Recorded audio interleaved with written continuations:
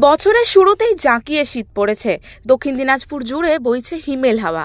আজকের তাপমাত্রা 9.2 degree Celsius. আগামী বেশ কয়েকদিন এই তাপমাত্রা 10-এর নিচে থাকবে বলেই জানা গেছে সূত্র মারফত। কুয়াশায় ঢেকেছে বালুরঘাট শহর। তারই মধ্যে আগুন জ্বালিয়ে হাত সেঁকে নিতে দেখা গেল পথ চলতি মানুষকে। পথে ঘাটে গাড়ির সংখ্যাও বেশ কম। তবে শীত উপভোগ করলেও পরিবেশ নিয়ে ভাববার সময় এসেছে, এমনটাই মনে করছেন সাধারণ মানুষ।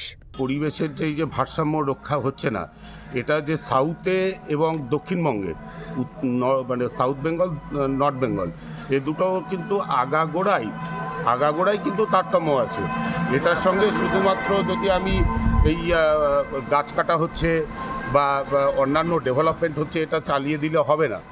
এটা যে ওখানে যে সাউথ বেঙ্গলে আমি যদি ধরি যে এত পরিমাণ ট্রাফিক, এটাও কিন্তু একটা দায়ী। পলিউশন, আমার যত পলিউশন হবে, বায়ুস্তরে যতটা পরিমাণ আমার কার্বন ডাইঅক্সাইড জমা হবে, তার সঙ্গে তো পরিবেশের তারতম্য হবেই। এটা অস্বীকার করার কোনো জায়গাই নেই।